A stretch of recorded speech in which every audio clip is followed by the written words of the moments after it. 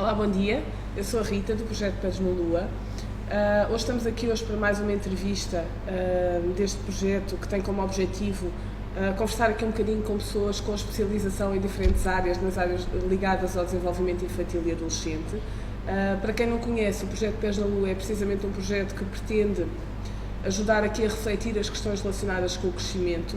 É um projeto destinado a pais, a famílias e educadores e procura então que as pessoas possam um bocadinho tornar comuns e poder refletir e partilhar algumas ideias relacionadas com as questões então do crescimento, do desenvolvimento na infância e na adolescência. No projeto Pés na Lua foi criada recentemente uma rúbrica, a rúbrica Diz Quem Sabe, e essa rúbrica pretende então que nós possamos conversar sobre diferentes áreas temáticas relacionadas com este crescimento e com este desenvolvimento. E portanto hoje é a nossa segunda vez desta rúbrica e estamos aqui mais uma vez no espaço da Tertulial da Arvia, que é um espaço que se situa em Faro, um restaurante que se situa na cidade velha em Faro, e é um espaço que tem um conceito muito interessante, que é o conceito de partilhar e reviver aquela que é a cultura gastronómica algarvia e que de uma forma muito simpática e muito familiar também acolheu esta iniciativa do Pés na Lua e portanto é com muito gosto que nós estamos aqui hoje e que vos convidamos todos a vir conhecer de perto este espaço e este conceito tão especial. Hoje tenho aqui mais uma vez uma convidada, uma pessoa de quem gosto muito também, uma amiga. Obrigada. E uma pessoa que no fundo eu tenho acompanhado um bocadinho também aquele que tem sido o seu percurso profissional, porque é uma área também que me interessa e é uma área que interessa a muitos pais e muitas famílias. A Teresa é psicóloga clínica, tem um espaço dedicado tem uma consulta do som do bebê e tem um espaço dedicado à partilha também de reflexões importantes sobre esta temática. E nós vamos já conhecer um bocadinho melhor do percurso da Teresa e vamos tentar aqui respondendo a algumas das questões que as pessoas foram partilhando também e que nós sentimos como importantes relativamente a esta questão do sono e da forma como as famílias também podem ultrapassar alguns desafios que muitas vezes surgem nesta questão. E Teresa, muito obrigada mais uma vez por estares aqui hoje connosco. Obrigada eu pelo convite e por poder estar aqui a conversar contigo sobre este tema que é-me tão querido e com certeza vai ser uma conversa muito interessante. E a ideia é mesmo essa, que nós façamos aqui uma conversa descontraída, informal e possamos aqui um bocadinho passar por aquelas as questões que muitas vezes são mais pertinentes nesta questão do sono e naquela que é a tua experiência com pais e famílias.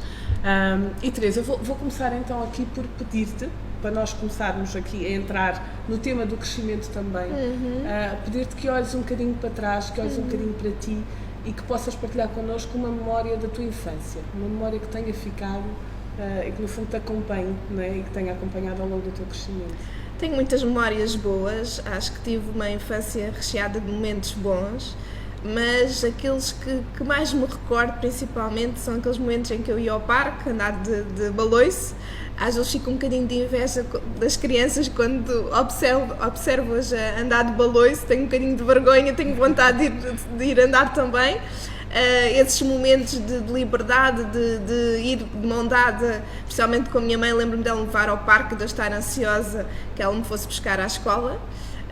Talvez os momentos que mais me lembro rondam aí a escola primária, essa altura da brincadeira e destes momentos partilhados de passeio com a minha mãe, de andar de baloiço e de ir ao parque e de conversas que tinha com ela.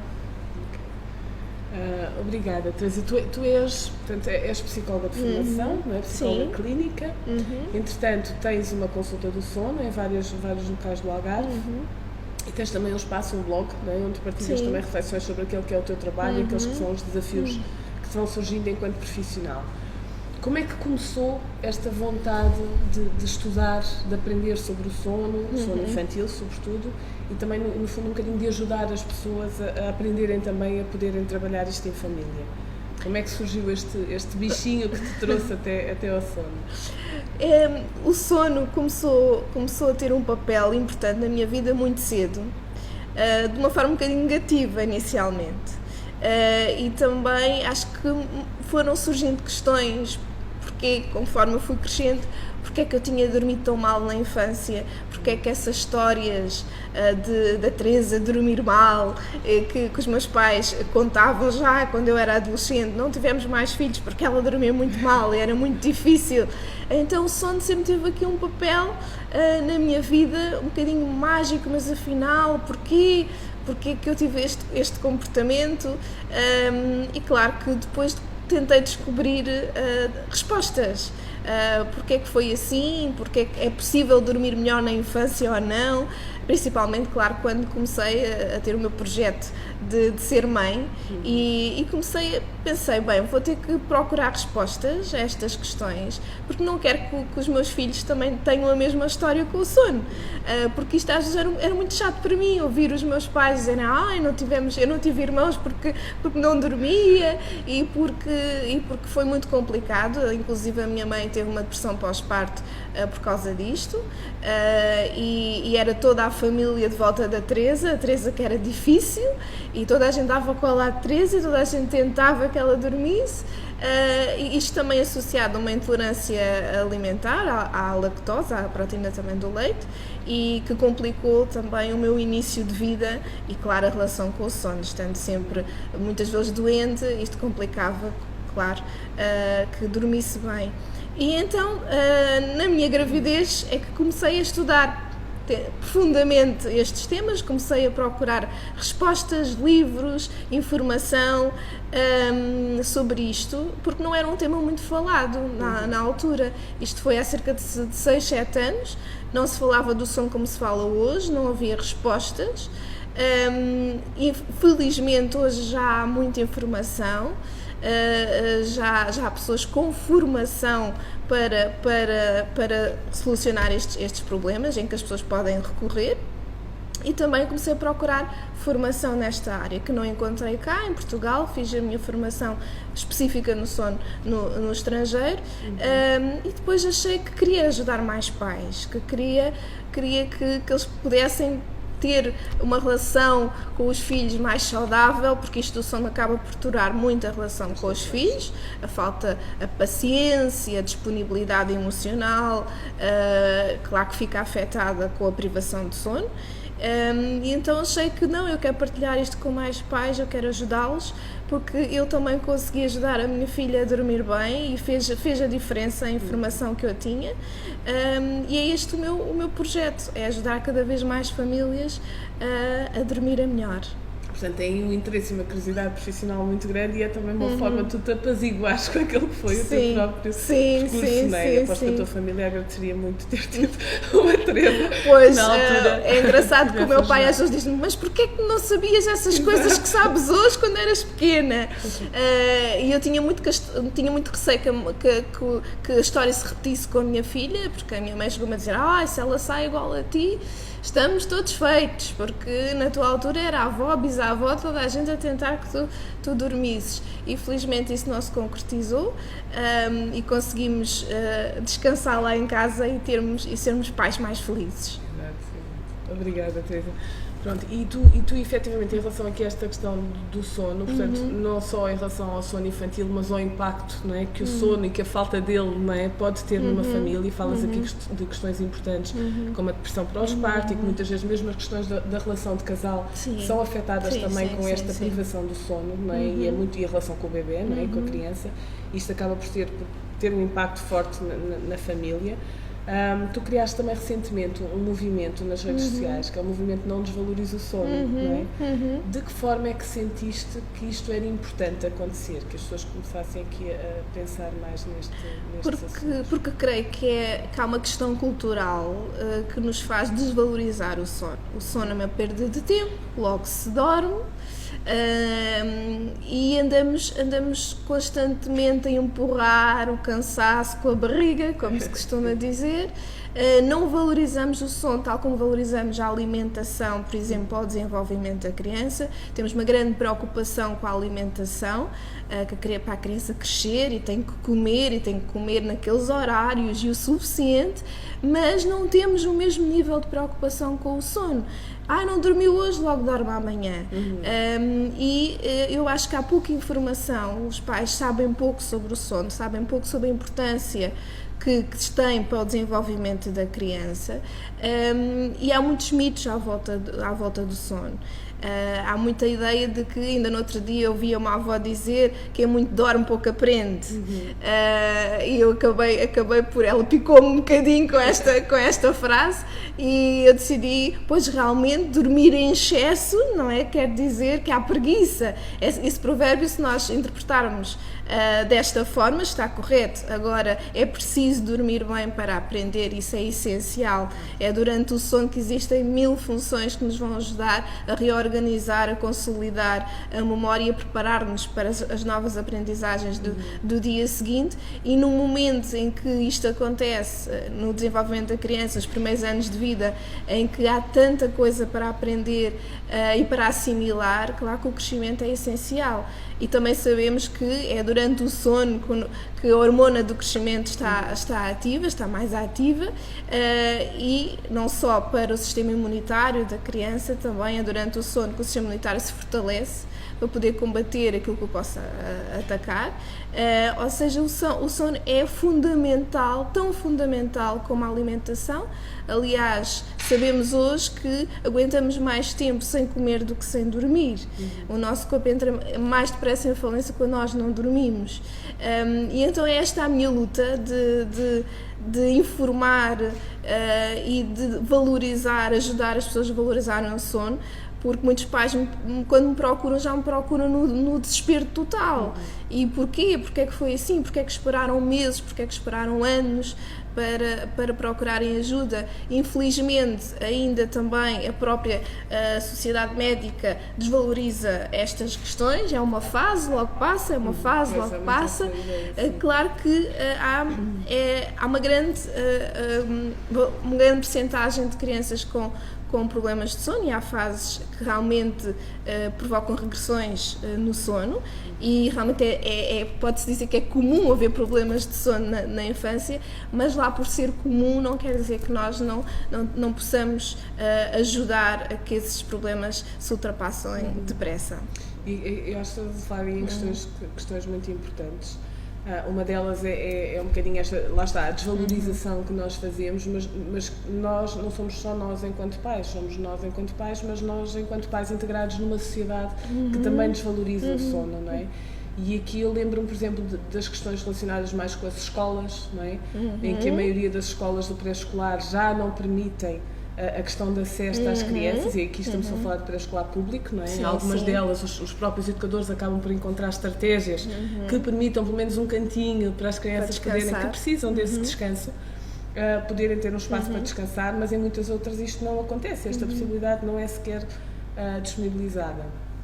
E é um bocadinho este desvalorizar, não é? É uma criança que a partir dos 3 anos, que é uma criança que na maioria das situações ainda precisa dormir, embora outras não precisem, e aqui também é importante percebermos, não é? Ou pelo menos aquela que é a necessidade daquela criança, mas pelo menos o poder permitir que isso possa acontecer se assim se sentir necessário, não é? Porque há muito uma tendência para já não dorme, não é possível, não é importante, não é? A questão da valorização, como tu estavas a falar. E depois, outra questão interessante é esse sentir, às vezes, dos pais de que realmente é assim que tem que ser.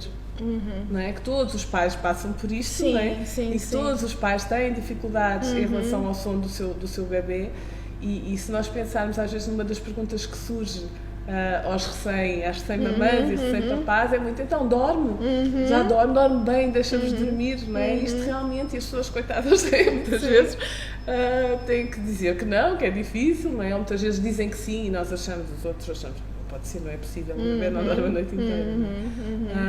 Mas de facto há muito esta preocupação e às vezes o arrastar um bocadinho, porque é assim que tem que ser. Quando nós sabemos que a partir de determinada altura, não é? E também é importante percebermos que há diferenças no sono do bebê, consoante a idade também e o tempo de vida do bebê, mas percebemos que há diferenças e que a partir de determinada altura é possível desenvolver e encontrar algumas estratégias práticas que ajudem ao sono mais tranquilo da família inteira, não é? Portanto, isso, e não deixarmos aqui arrastar ou não normalizarmos demais. E não fazer não é? comparações, não é? Exatamente. O da vizinha dormiu com 1 ano, pode ser que o meu durma com 1 ano. O da vizinha começou a dormir quando deixou de mamar, vamos ver se é quando deixar de mamar, porque não podemos fazer comparações. Cada criança é uma criança e as questões do sono têm que ser vistas desta maneira. O que é que está a passar concretamente com esta criança, porque cada criança tem o seu temperamento, as características da família também são diferentes, as rotinas da família também são diferentes, tudo isso tem que ser avaliado para percebermos se o comportamento atual face ao sono ainda está dentro do esperado ou se pode ser melhorado. E de facto esta é uma das grandes preocupações das famílias em termos daquela que é a tua experiência em espaço de consulta, não é? Quais são as maiores dificuldades que os pais partilham, que te trazem? Claro, Angústias. Como é normal, a grande angústia dos pais tem a ver com os despertares noturnos, a dificuldade em adormecer também, e os despertares noturnos, porque infelizmente há uma tendência para eu avaliar o problema, se o problema é grande ou não, consoante o meu cansaço, o cansaço dos pais, não é? E eu costumo dizer, quando vocês já estão muito cansados, a criança está para lá de cansada, apesar de muitas vezes não parecer. Ou seja, a duração do sono e a quantidade de sono que a criança precisa de ter é muito diferente da nossa. Então, quando os pais me procuram é quando eles já estão exaustos. Mas temos que, antes disso acontecer, devemos primeiro tentar perceber se realmente o que é que se está a passar com a criança. É só quando eu já estou exausta que devo procurar ajuda? Ou quando começo a perceber os sinais que a criança me está a dar de que ela está cansada, de que ela não está a conseguir dormir.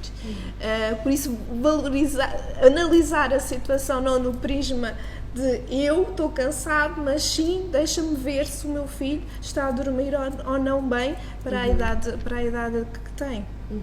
A questão da idade é importante aqui, não é? No sono do bebê, porque lá está, aquilo que se espera de um bebê de 1 mês não é aquilo que já se calhar já se pode começar a pensar com um bebê de 6 meses. Como é que, portanto, é possível treinar-se, digamos assim, o sono ou usar-se essas ferramentas mais práticas de que falas e que podem ser importantes para as famílias, a partir de que etapa? A partir de que... Eu não gosto muito de utilizar a palavra treino, porque treinar parece que dá a sensação que se utiliza as mesmas estratégias para todas as crianças, de todas as idades. Parece que quando se fala em treino não se tem em consideração as questões emocionais. É daquela forma e é para toda a gente, quando muitas vezes há questões emocionais, especialmente de crianças aí a partir dos 6 anos, inseguranças, ansiedades. Por isso eu costumo dizer que o meu trabalho é ajudar a ensinar a dormir. E muitas das pessoas já nos dizem, mas dormir é inato, dormir não se ensina. E eu respondo, a comer também é inato, mas nós temos que aprender a comer, não é? Aprendemos a comer com o colher, com o garfo, com a faca, aprender a comer que há alimentos que não devemos comer ou que não devemos comer com tanta regularidade, outros que são melhores para nós, que devemos fazer intervalos de refeições de x em x tempo, não devemos estar muito tempo sem comer. A mesma coisa se aplica ao sono. Temos também que muitas das vezes aprender a dormir melhor. Quando isso não nos sai de forma natural, temos que aprender a dormir melhor.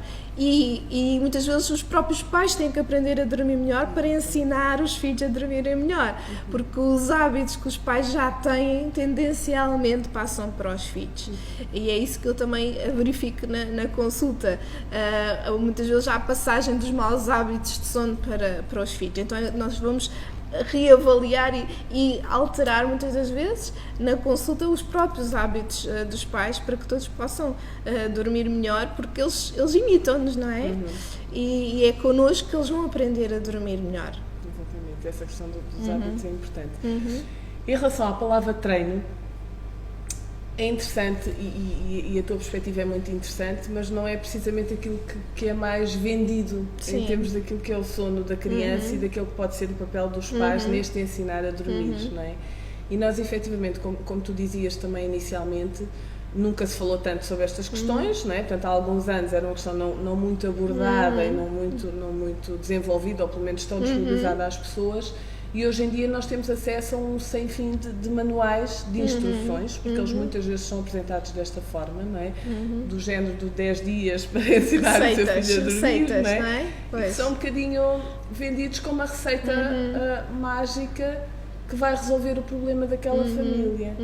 Isto acaba por ser um bocadinho pernicioso, porque as pessoas realmente estão à procura desta receita, não é? E muitas vezes isto pode não resultar por causa de todas as questões que tu falavas. É preciso ter uma perspectiva mais global daquilo que é, não é? As características da família, o funcionamento, aquilo que pretendem também relativamente aos hábitos de sono. E estas fórmulas mágicas deixam de parte tudo isso, não é? E eu sinto que às vezes pode gerar também mais ansiedade nos pais quando experimentam uma determinada técnica sem fazer, não é, a reflexão sobre tudo o resto, não é, as questões que tu falavas, e depois as coisas efetivamente não funcionam. Não é? E como é que nós, no meio de tanta coisa que surge, não é, e de tantas das tais ideias e tantas fórmulas mágicas para resolver o problema em 10 dias, não é? Ou às vezes em menos, como é que os pais se podem encontrar naquilo que é o seu percurso e naquelas que são as suas características, não é? Para poderem perceber, ok, isto não funcionou, mas se calhar há outras coisas que é importante estar atento, não é? Como é que tu... Pois eu acho que a única via é a informação e não beber sempre do mesmo meio, da mesma fonte. Temos que conhecer várias estratégias, vários métodos para podermos decidir qual é aquilo que nos faz mais sentido. Também temos que avaliar a situação em si. Então, se dorme bem na creche, porque é que não dorme bem em casa? Não é que isto acontece muito, mas lá adormece na cama e em casa é ao colo, é abanado, levamos horas naquilo e na creche dizem que em 5 minutos ele está a dormir. Porquê é que isto acontece?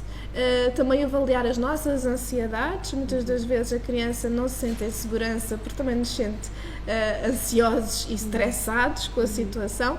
Por isso as próprias emoções que vão cá dentro também nos vão dizer um bocadinho do porquê que aquilo está a acontecer. Por isso eu vejo isto de uma forma multifatorial, não é? Quando surge um problema de sono há várias questões, há vários aspectos que temos que avaliar. E quando não conseguimos encontrar respostas, depois temos mesmo procurar ajuda. A maior parte dos pais diz, eu já tentei de tudo. E depois o ser humano também tem uma tendência que é, nós gostamos de respostas rápidas e de soluções rápidas. E que não vivem muito connosco, não é? Sim, que vezes não abalem claro. E então é do género, vivemos numa sociedade de alta velocidade. Queremos já uma solução, queremos um medicamento que resolva já isto por lim-pim-pim. Eu costumo dizer aos pais, eu não tenho por lim-pim-pins, eu ajudo-vos com um plano de trabalho que pode ser árduo, mas que vai de uma forma mais suave chegar ao objetivo e que também vos pode ajudar a que, quando o objetivo esteja atingido, que haja durabilidade, não é? Que não seja algo que funciona a curto prazo. E porque também tento informar os pais no sentido do que é que pode acontecer mais para a frente, porque cada fase do crescimento é um desafio novo, em que poderão surgir novamente alterações a nível do sono. As pessoas procuram muitas soluções rápidas, não é? E fáceis, e acabam por ter dificuldade às vezes em... Lá está, tu falavas que isto vai dar trabalho, não é? Isto vai mexer com a dinâmica familiar. Educar dá trabalho, e é preciso muita repetição. É preciso repetição no caminho certo, não é? Se repetimos no caminho errado, claro que não vamos ter resultados positivos. Agora, o que eu costumo dizer aos pais é que um bom hábito, precisa de muita repetição. Tal como se repetiu um mau hábito muito tempo, quando se chega à consulta, é natural que tenhamos que repetir um bom hábito durante bastante tempo para conseguirmos que ele estabilize, que ele crie raízes. Por isso não é logo nos primeiros dias que poderão existir mudanças positivas. Às vezes acontece, é verdade. Eu costumo chamar a esses casos que temos um bebê ou uma criança boa dorminhoca, precisava ali de uns ajustes mínimos para conseguir dormir bem. Agora aquelas crianças que já chegam com um grande nível de exaustão, Claro que, e com maus hábitos que já duram algum tempo, é natural que leve algum tempo para que sejam alterados esses comportamentos. E claro que pode haver protesto, não é? A criança, então afinal o que é que se passa agora, claro, que eu dormia desta maneira e agora decidiram mudar as regras do jogo. Claro. E também tendo em conta o temperamento da criança, que há crianças mais fáceis do que outras, temos também de ter em conta isso para decidirmos o que é que vamos fazer. O que é que poderá funcionar melhor com esta criança, com este tipo de temperamento e com a família que tenho à minha frente. Por isso é preciso tempo, é preciso paciência, consistência, persistência, ter uma boa energia para que as coisas aconteçam. Eu costumo dizer aos pais, se estiver ali ao lado, tentar que a criança adormeça, mas se estiver sempre a pensar, isto não vai funcionar, e ele não vai dormir, e mais uma noite sem dormir, e, não é? Toda esta ansiedade, isto vai ter efeito no que está a acontecer. Por isso é importante nós também estarmos conectados numa boa frequência, numa boa energia, para que a criança também consiga sossegar. E fazermos esse olhar para dentro antes, não é? Porque sim, a questão da ansiedade, eu julgo que interfere muitas vezes, e a percepção que os pais têm do momento de dormir ou do espaço de dormir, e se essa percepção for positiva, segura e tranquila, é isto que vai passar para a criança. Não é? Se pelo contrário, não é? Se o adulto gostar de dormir, ele vai passar uma boa ideia do sono. Se o adulto é como nos medos, não é? Se for, eu noto quando há pais com muitos medos, eu estou-me a lembrar de um pai que me disse: doutora, eu também tenho medo do escuro. Tenho medo do escuro, sim, tenho também medo. Então, como é óbvio, claro, o seu filho também vai ter, porque nem que seja só nas conversas que nós temos, eles apanham tudo. Eles apanham tudo. Então, se o meu pai, se há motivos para ter medo disto, eu também tenho que ter medo, não é? Se a minha mãe e se o meu pai têm, então é muito importante nós às vezes sermos um bocadinho polícias das nossas conversas e dos nossos pensamentos, porque isso vai se refletir no comportamento dos nossos filhos. Claro, e se nós estamos muito ansiosos quando vamos deitar o bebê ou a criança, obviamente que isso é sentido também. Sim. E imediatamente há aqui um alerta: bem, se esta pessoa que me quer tão bem, que cuida de mim, não é, está neste estado de alerta, então é porque alguma coisa aqui se passa. Sim. Se calhar não é. Porque eles são super inteligentes. Exatamente. Eles percebem estas coisas. Eu costumo dizer que eles, principalmente nos primeiros anos de vida, ainda há um cordão umbilical que os une aos pais, especialmente à mãe, e eles sentem estas emoções. Por isso é preciso às vezes também tranquilizar os pais, ganhar aqui confiança, porque só fazer as coisas porque sim, só pôr em prática as estratégias sem ter em conta estas emoções, muitas vezes as coisas não funcionam. Sim. E às vezes também querer coisas que são demasiado difíceis para mim naquele momento. Não quer dizer que não possam vir a tornar-se mais fáceis, não é? Mas é importante, se calhar, um bocadinho ir caminhando gradualmente e à luz daquilo com o qual eu me for sentindo cada vez melhor, não é? E mais confortável, para poder, lá estar, transmitir essa tranquilidade que é fundamental. É isso, e é esse também o meu papel, não é? Perceber até que ponto como é que podemos ir caminhando, ter em conta quem está à minha frente, os pais que tenho, não é? na consulta, para perceber a que velocidade é que eles podem ir. E peço realmente sempre esse feedback, que isto faz sentido, aquilo que estamos a fazer tem que fazer sentido às pessoas para que elas possam pôr em prática e que possam atingir os objetivos. E este acompanhar de todo o processo, não é? Para ti, enquanto profissional, é essencial. Sim. Para poderes ter este retorno, para poderes perceber quais são as dificuldades, para as pessoas partilharem e se sentirem mais apoiadas nesta aprendizagem, nesta mudança de hábitos também de família. Em relação à questão do sono, há uma questão que muitas vezes me surge também, mesmo em contexto escolar também, e também naquelas que são as minhas relações pessoais, em relação à hora de deitar. E sinto que muitas vezes as pessoas têm muitas dúvidas se devem mesmo ter uma rotina, não é? Muito regrada relativamente a esta hora, se esta hora deve ser cedo, a que horas deve ser, se as quebras desta rotina têm um impacto assim tão importante, ou se podem acontecer de vez em quando. O que é que tu recomendarias em termos de rotina diária de sono? Não é? E aqui não estamos a falar de bebés, já estamos a falar de crianças mais crescidas, não é? Em idade escolar. Em idade escolar, exatamente, e percebendo o impacto que isto tem no desempenho escolar. Que sugestões tu darias aos pais em termos de estabelecerem, de criarem esta rotina, em termos de horário?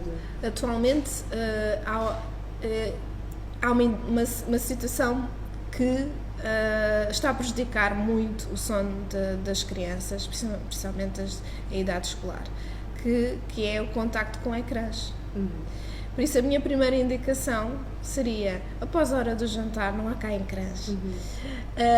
Isto para as pessoas é assim um bocadinho, mas agora a televisão faz parte da nossa vida, o telemóvel faz parte da nossa vida, o tablet, sala, né? Tudo isto. Mas nós já estamos tão pouco tempo com eles, se ainda estamos num momento em que cada um está fixado no seu ecrã, é menos um momento de partilha e é mais um momento de receber mais informação, para além daquela informação toda que a criança recebeu ao longo do dia, e torna-se cada vez mais difícil de desligar. Para dormir é preciso desligar. E eu costumo explicar isto aos pais. Imagine que quer desligar um computador que tem muitas janelas abertas. O computador avisa, não quero fechar isto e aquilo, ele não consegue desligar-se ou então tem que ser forçado, não é, para desligar. A mesma coisa acontece com o nosso contacto com ecrãs na hora de ir dormir ou pouco tempo antes de ir dormir. O nosso cérebro precisa de ir desligando, de ir apagando janelas, de ir relaxando, em vez de ser um momento de receber mais informação. E isso tem um impacto incrível no sono das crianças, não só no momento, na resistência e para a cama, como é óbvio, eu estou muito mais interessada em ver este programa ou estar a jogar no telemóvel do que ir para a cama, e atrasa grandemente a hora de ir para a cama, e depois o impacto que tem durante a noite. Sabe-se hoje que o excesso de contacto com ecrãs na infância muitas vezes aumenta os episódios que às vezes são típicos da infância, como os terrores noturnos, os pesadelos, porque fornecem excesso de informação. E este excesso de informação o cérebro precisa de digerir durante a noite, e quando há demasiado acaba por produzir estes efeitos, estes pesadelos, estes terrores noturnos, esta agitação noturna. Daí que muitas vezes só retirando ali após a hora do jantar este contacto ajuda bastante a que o sono melhore, não só na hora de adormecer, como na sua qualidade durante a noite. Esse era a minha primeira indicação, é depois da hora do jantar, vamos desligar, se puder ser logo durante o jantar, melhor ainda, vamos fazer coisas em família, vamos fazer um puzzle, vamos ler uma história, vamos começar a desligar luzes lá em casa, vamos preparar o terreno para ir dormir. Não podemos querer que a criança vá dormir se nada está preparado. Para comermos também preparamos a mesa, pomos a mesa, o copo, os talheres, o guardanapo, preparamos-nos para comer. A mesma coisa tem que ser na hora de dormir, para que tudo funcione, porque a criança vá adormecer de uma forma mais relaxada. E que permita, lá está, mesmo porque esta questão dos ecrãs provoca uma coisa que é o alinhamento daquilo, não é? Do contexto à minha volta e de mim próprio. Cada um está na sua bolha, não é? Exatamente. E mesmo enquanto nós adultos, este alinhamento impede-nos também de nos ouvirmos a nós próprios e de ouvirmos os sinais do próprio corpo, não é? Este cansaço e a vontade de dormir acabam por ficar muito tapadas, não é? Com esta atenção que é centrada num objeto, não é? E portanto acho que faz todo o sentido aquilo que tu estás a dizer, e é um desafio muito grande, não é? É um desafio muito grande hoje em dia, e mesmo já falando da adolescência, aquilo que notamos muitas vezes é que há muitos adolescentes que já têm este hábito já de algum tempo de levarem para a cama ou o tablet ou o telemóvel, e acabam por estar muitas vezes até muito tarde. Mas os pais nem sabem que os pais nem se percebem estão ao disto, telemóvel ou tablet, sim. E depois temos dificuldades muito grandes na escola, não é? E depois temos aqui a dar sinais, não é? Mesmo em termos de aprendizagem, disponibilidade para a aprendizagem, que são muitas vezes relacionados com esta privação do sono, não é? E de não dormir aquilo que o corpo precisa, efetivamente, que nós dormamos. E essa é uma dificuldade que se calhar pode ser trabalhada, lá está, desde muito cedo, não é? Havendo esta consciência do impacto negativo que isto pode ter no desenvolvimento da criança e do adolescente. No fundo é um bocadinho evitar que determinadas coisas aconteçam por sistema, não é? Que se cria esse mau hábito ou essa rotina que não é positiva ao desenvolvimento. Em relação ao número de horas de sono, para uma criança que ingressou agora o primeiro ciclo, aquilo que é preconizado ou que é mais defendido... Pelo menos as 10 horas. As 10 horas. Sim, sim, isso era o ideal. Mas é difícil quando as crianças acordam demasiado cedo e deitam-se tarde, não é? Porque tudo começa muito tarde na nossa sociedade. Chegamos tarde a casa, jantamos tarde, e porque temos, especialmente no verão, primavera, temos muitas horas de luz, e isto, claro que se queremos começar cedo, encurtamos aqui as horas de sono. E depois há muitas atividades ao final do dia, acho que uma parte das crianças tem muitas atividades, chegam a casa 8, 9 horas, e depois é-lhes pedido para ir para a cama, quer dizer, enquanto estiveram ali nas últimas horas antes de dormir, com excesso de agitação, de adrenalina, e de repente parar. Isto é muito difícil para o nosso corpo fazê-lo. É importante ir havendo um desaceleramento progressivo até ir dormir. E claro que estas crianças acabam por adormecer muito tarde, estão muito agitadas, e também porque necessitam de preencher a sua necessidade de pais, de tempo de partilha com os pais, e é complicado. Um dos maiores desafios para os pais atualmente é conseguir estar com eles, é conseguir jantar cedo e ter tempo para algumas atividades antes de dormir, porque senão sentem que mal chegam a casa é jantar a dormir, e quase não olham uns para os outros. E eu entendo essa dificuldade e tentamos arranjar aqui, nem que seja 10, 15 minutos de atenção exclusiva uns para os outros. E é isso que dizias, pode ser o sentar no chão da sala e Sim, jogar um jogo. às coisas muito simples, às basta desligar tudo o que está lá em casa, que tenta captar a atenção, para ter esses momentos. Exatamente, e no fundo é com esta imagem, esta vivência de relação afetiva e de proximidade entre as pessoas que a criança também já leva depois para dormir. E aí é mais fácil de aceitar a separação. Exatamente. Se eu estou sempre separado dos meus pais, então neste momento que eles estão em casa, que sentido é que faz eu querer estar separado? Eu quero estar com eles. E aqui isto conseguimos ver a importância nestas situações, a importância dos aspectos emocionais e não só das estratégias para dormir, não é? Se as estratégias não tiverem em conta estas questões emocionais, esta questão do tempo em família, claro que não vão funcionar. É preciso todo um conjunto de alterações, muitas das vezes, para que a criança consiga ter um melhor relacionamento com o sono. E tu tens vindo a falar e falaste de questões e de desafios nossos enquanto sociedade, não é?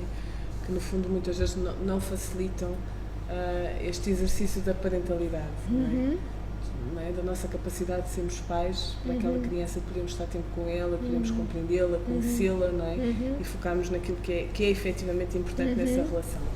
O que é que tu considerarias, à luz de tudo isto, que seria assim o principal desafio? Já falaste em alguns, não é? A questão da falta de tempo, não é?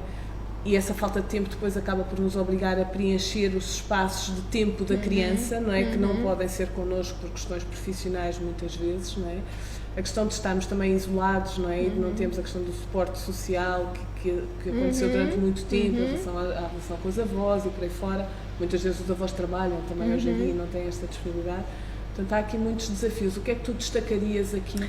Eu acho que atualmente o grande desafio é: eu quero muito amar, mas também preciso de colocar limites. Nós preocupamos muito que eles sejam felizes, que eles sintam amados, mas passamos a nossa vida a tentar gerir o tempo que estamos com eles, que não conseguimos, e depois às vezes tentamos compensar com coisas que não são positivas, porque não sabemos como compensar de outra maneira.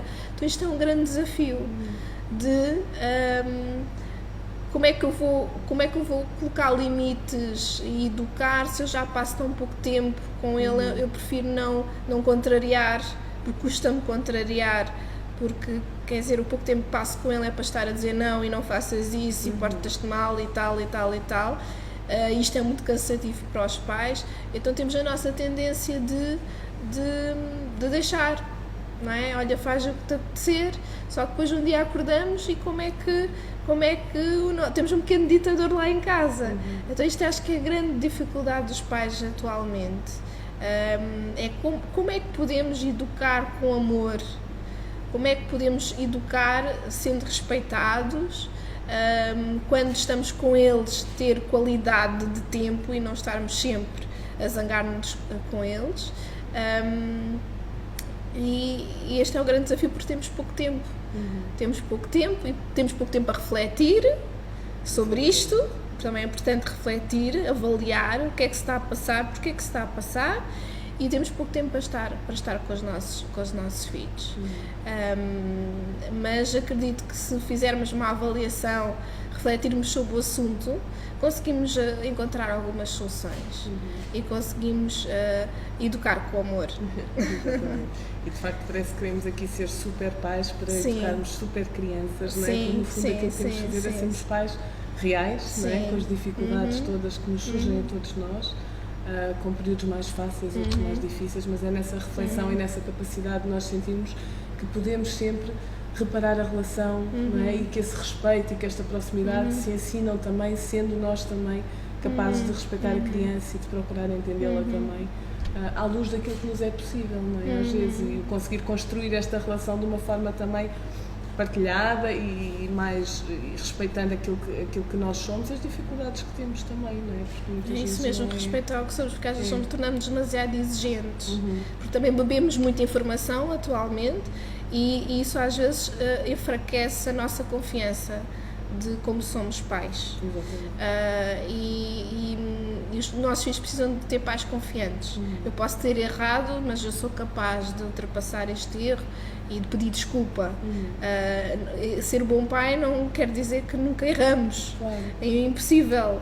E aceitar que às vezes erramos, que às vezes isso acontece, porque também sentimos muitos dedos a apontar-nos, não é? Atualmente. Sim.